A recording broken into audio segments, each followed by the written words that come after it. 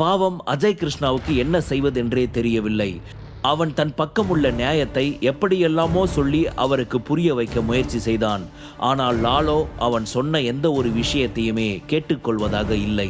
தன் மனம் முழுக்க முழுக்க தன் மகன் பேரன் இருவரின் இந்த நிலைமைக்கு காரணம் அஜய் கிருஷ்ணாதான் என்று நம்பி அவனை கொன்று தீர்க்கும் கோவத்தோடு முறைத்து பார்த்தார் லால். உடனே லால் பக்கம் திரும்பியவன், இங்க பாருங்க லால் தாத்தா, நீங்க சொல்ற எதையும் என்னால நம்ப முடியல. ராக்கெட் ராஜா உங்க பையனையும் பேரனையும் அடிச்சாங்களா? அவங்க எதுக்காக தேவையில்லாம புருஷோத்தமன் ஃபேமிலி விஷயத்துல தலையிட போறாங்க? கண்டிப்பா இது நடந்திருக்க வாய்ப்பே இல்லை. எனக்கு நீங்க என்ன சொல்றீங்கன்னு ஒண்ணுமே தெளிவா புரிய மாட்டேங்குது என்று குழப்பத்துடனே முகத்தை சுருக்கியவாறு சொன்னான் அஜய். போதும் அஜய், நிறுத்து. என்ன இவனுக்கு வயசாயிடுச்சு, இவனால எதுவும் பண்ண முடியாதுன்னு என்கிட்ட நாடகம் ஆடுறியா? ஆனா ரொம்ப நல்லாவே நடிக்கிற நீ. அங்க என்னோட மகனும் பேரனும் உயிருக்கு போராடிக்கிட்டு இருக்காங்க அப்படின்னு சொல்லியும் நீ உன்னோட நாடகத்தை கண்டினியூ பண்ணிக்கிட்டு இருக்கல. இங்க பாரு அஜய், உன்னோட ஆஃபீஸில் ஒர்க் பண்ணிக்கிட்டு இருக்க சுரபின்ற ஒரு பொண்ணுக்கிட்ட என்னுடைய பையனையும் பேரனையும் அட்டாக் பண்ணதுக்காக அந்த ராக்கெட் ராஜா வந்து அவங்கள போட்டு அடிச்சிருக்கான் என்று சொன்னதும் அப்போதுதான் அஜய்க்கு ஒரு விஷயம் புரிய ஆரம்பித்தது. சுரபி விக்ரம் சாரோட ஒய்ஃப் தானே? அப்போ இவங்க 2 பேரும் தேவையில்லாமல் ஏதோ ஒரு விஷயத்தில் சுரபி மேடம் கூட வம்பு பண்ணியிருக்கணும். அதனால தான் விக்ரம் சார் மூலமாக அந்த ராக்கெட் ராஜா கையால் நல்லா வாங்கி கட்டியிருக்காங்க என்று நடந்த விஷயத்தை மிக தெளிவாக புரிந்து கொண்டார் அஜய். இங்கே பாருங்க லால் தாத்தா, உங்களுக்கு இத்தனை வயசான பின்னாடியும் இவ்வளவு ஆக்ரோஷம் கூடாது. உங்களுடைய மூளை மங்கி போச்சுன்னு நினைக்கிறேன். ஆமாம், அந்த தப்பு பண்ணது நான் தான். சொல்லப்போனால் அது தப்பு கிடையாது. தேவையில்லாமல் உங்கள் வீட்டு பசங்க எங்கள் ஆஃபீஸ் எம்ப்ளாயி சுரபி மேலே கை வச்சாங்க. அதுக்கு தக்க தண்டனையை அனுபவிச்சிட்டாங்க. இதில் என்ன தப்பு இருக்கு என்று மிகவும் கூலாக சொன்னதை பார்த்த லாலுக்கு அவன் மீது அத்தனை கோபம் வந்தது. என்ன பேசிக்கிட்டு இருக்க அஜய்? விட்டா ரொம்ப ஓவரா பேசிக்கிட்டு இருக்க. ஓ, இப்போ உன்னோட கிருஷ்ணா ஃபேமிலி பணத்திலையும் பதவியிலையும் ரொம்ப பெரிய லெவலில் இருக்குதே, அந்த தைரியத்தில் நீ இப்படியெல்லாம் பேசிக்கிட்டு இருக்கியா? இது எல்லாத்துக்கும் நான் உனக்கு ஒரு பதிலடி கொடுக்கட்டுமா என்று சொன்னவர் அவனை பார்த்து நக்கலாக சிரித்தார். அப்போது அஜய் கிருஷ்ணாவின் போன் அடித்தது. அந்த போனில் தெரிந்த கோவிந்த் என்ற பெயரை பார்த்த அஜய்க்கு முகம் சுருங்கியது. இவர் எதுக்கு இப்போ ஃபோன் பண்ணியிருக்காரு? ஒருவேளை லால் தாத்தா இவருக்கு ஃபோன் பண்ணி இங்கே நடந்த எல்லா விஷயத்தையும் சொல்லியிருப்பாரோ? அதனால தான் இப்போ பெரியப்பா கோவிந்த் கிருஷ்ணா எனக்கு ஃபோன் பண்ணியிருக்க வாய்ப்பு இருக்கு என்று யோசித்தவாறே லாலை பார்க்க அது உண்மை என்பதற்கு ஆதாரமாக லால் முகத்தில் அத்தனை ஒரு சிரிப்பு. ஹலோ பெரியப்பா என்று கொஞ்சம் தயக்கம் கலந்த குரலில் அஜய் சொல்ல, எதிர்முனையில் இருந்து கோவிந்த் கிருஷ்ணாவின் குரல் மிகவும் எரிச்சலாக கேட்டது.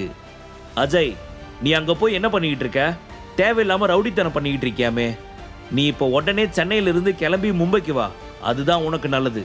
நான் சொன்னதை மீறி நீ வராமல் அங்கேயே இருந்து இப்படி பொறுக்கித்தனம் பண்ணிக்கிட்டு இருந்தனா நாளையிலிருந்து நீ கிருஷ்ணா குடும்பத்தில் ஒரு ஆளாவே இருக்க முடியாது என்று கோவிந்த் கிருஷ்ணா கோபமாக கத்த, பெரியப்பா நான் சொல்றத ஒரு நிமிஷம் கேளுங்க, என் மேல எந்த தப்பும் இல்லை என்று அஜய் தன் பக்க நியாயத்தை முன்வைக்க அதை அவரோ கேட்பதாக இல்லை. என்ன அஜய், நான் சொல்லிக்கிட்டே இருக்க, மீறி பேசிக்கிட்டு இருக்க.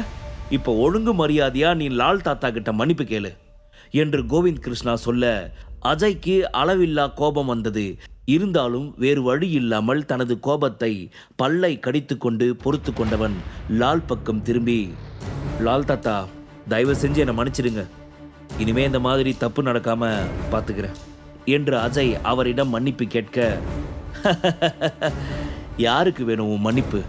உங்ககிட்ட இருந்து அது தேவையில்லை என்று லால் சொல்ல, என்னது மன்னிப்பு தேவையில்லையா? வேற என்ன எதிர்பார்க்குறீங்க என்கிட்ட இருந்து?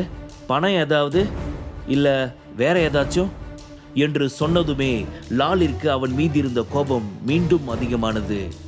என்னோட எதிர்பார்ப்பு அது கிடையாது சுரபி என்று அவர் பேச்சை நிறுத்த அஜய்க்கு அவர் என்ன சொல்ல வருகிறார் என்று புரியவே இல்லை. புரியாத பார்வையோடு லாலை பார்த்தான் அஜய். தாத்தா என்ன பேசுறீங்க நீங்க? என்ன பேசுறேன்னு புரிஞ்சுதான் பேசுறீங்களா? சுரபியை நான் எப்படி இங்க அழைச்சிட்டு வந்து அதுவும் வேலைக்காரியா இருக்க வைக்கணுமா? இம்பாசிபிள், என்னால் அதை பண்ணவே முடியாது என்று திமிராக அவன் பதில் சொல்ல, இதையெல்லாம் போனில் எதிர்முனையில் இருந்து கேட்டுக்கொண்டிருந்த கோவிந்த் கிருஷ்ணாவிற்கு கோபம் வந்தது. இங்க பாரு அஜய், லால் தாத்தா சொன்னதை உன்னால இப்ப பண்ண முடியுமா முடியாதா என்று கேட்க அவனோ, என்னாலலாம் அதை பண்ணவே முடியாது பெரியப்பா என்று திமிராக பதில் சொன்னான். அதன் பின் என்ன செய்வதென்றே புரியாமல் முடித்தவன், கண்டிப்பா நம்ம விக்ரம் சாருக்கு இந்த மாதிரி ஒரு தப்பை பண்ணவே கூடாது. ஏன்னா அவர் எப்படிப்பட்டவர்னு எனக்கு ரொம்ப நல்லாவே தெரியும். சுரபி மேடமை இந்த மாதிரி பண்ணணும்னு நினைக்கிற இந்த கிழவனுக்கு விக்ரம் சார் கையால தான் சாவு என்று தன் மனதிற்குள் சொல்லி சிரித்து கொண்டவன் ஏதும் பேசாது லாலை ஒரு திமிர் பார்வை பார்த்துவிட்டு அங்கிருந்து கிளம்பினான். ஆனந்தும் அவன் பின்னால் செல்ல லாலுக்கு தான் அவனது இந்த நடவடிக்கை பார்த்து மிகவும் கோபம் அதிகமானது. ஆனந்தை அழைத்த லால், ஆனந்த் இங்கே பாரு, உன்னோட பாஸ் அஜய பத்திரமா பார்த்துக்க என்று மர்மமாக சொல்லவும் வார்த்தையில் உள்ள அர்த்தம் என்னவென்று அஜய்க்கும் ஆனந்துக்கும் தெளிவாக புரிந்தது.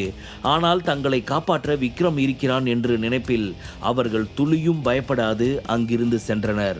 அவர்கள் சென்ற பின் உதய் பக்கம் திரும்பிய லால், இவன் அந்த கோவிந்த் கிருஷ்ணா பார்த்துக்குவான், எனக்கு நீ நிம்மதிதான். அதனால நீ இவனை கவனிக்கிறத விட்டுட்டு நான் சொன்ன மாதிரி அந்த சுரபியை எப்படி இந்த வீட்டுக்கு அழைச்சிட்டு வர்றதுன்னு வழியை மட்டும் பாரு. அவள் இந்த வீட்டு வேலைக்காரியாக தான் இங்கே இருக்கணும் என்று அவர் சொல்ல, அப்பா நான் சொல்கிறத கொஞ்சம் பொறுமையாக கேளுங்க. அந்த அப்பாவி பொண்ணை நம்ம பழி வாங்கிறத விட்டுட்டு இவங்களோட இந்த நிலைமைக்கு காரணமான ராக்கெட் ராஜாவை ஏதாவது பண்ணலாம் தானே என்று உதய் சொல்ல, நீ என்ன பேசுறன்னு புரிஞ்சுதான் பேசிக்கிட்டு இருக்கியா? அந்த ராக்கெட் ராஜா இப்போ எந்த அளவுக்கு பாப்புலரான ஆள் தெரியுமா? அவன் மேலே தேவையில்லாமல் கையை வச்சு எதுக்கு வம்ப வர வைக்கணும்? இந்த பிரச்சனை எல்லாத்துக்கும் ஆணி வேறு யாரு? அந்த சுரபி தான். அவளை பழி வாங்கினாதான் என்னோட மனசு நிம்மதியாக இருக்கும் என்று வஞ்சகத்தை தன் மனதில் வளர்த்தவாறு லால் சொன்னார். ஆனால் உதயோ அவரது பேச்சுக்கு உடன்படுவதாக தெரியவில்லை. உதய், நீ காஷ்மீரில் இருக்கிற ருத்ரதேவுக்கு கால் பண்ணு, உடனே அவனை இங்கே சென்னைக்கு வர சொல்லு என்று சொல்ல அதை கேட்ட உதய் முகத்தில் அத்தனை ஒரு ஆச்சரியம். அப்பா நீங்க என்ன பேசிக்கிட்டு இருக்கீங்க? இப்ப ருத்ரவேந்தன் எதுக்காக இங்க வர சொல்லிட்டு இருக்கீங்க? இது சாதாரண விஷயம், இதுக்கெல்லாம் நீங்க அவனை வர வைக்காதீங்க என்று உதய் சொல்ல, எது சாதாரண விஷயம் உதய்? உங்ககிட்ட நான் மறுபடியும் சொல்றேன், அங்க அடிபட்டு கிடக்கிறது உன்னோட அண்ணன், என்னோட பையன். அதை ஞாபகத்தில் வச்சுக்கிட்டு பேசு. நீ கால் பண்ணாட்டி என்ன, நான் கால் பண்ணிக்கிறேன். அவன் இங்க வரப்போறது உறுதிதான் என லால் முடிவாய் சொன்னார். உண்மையாகவே ருத்ரதேவ் என்பவன் 30 வருடமாக தற்காப்பு கலைகளில் பயிற்சி பெற்று மிகவும் வலிமை வாய்ந்தவன். அவனை நெருங்குவது என்பது யமனை நேருக்கு நேராக சந்திப்பதற்கு சமம். அப்படிப்பட்ட ஒருவனை எதற்காக அப்பா இங்கே வர வைக்கப் போகிறார்? இவர் மனதிற்குள் என்னதான் திட்டம் உள்ளது என்று யோசித்தான் உதய். முழு கதையையும் கேட்டு மகிழ பாக்கெட் FM ஆப்பை டவுன்லோட் செய்யுங்கள். லிங்க் டிஸ்கிரிப்ஷனில் கொடுக்கப்பட்டுள்ளது.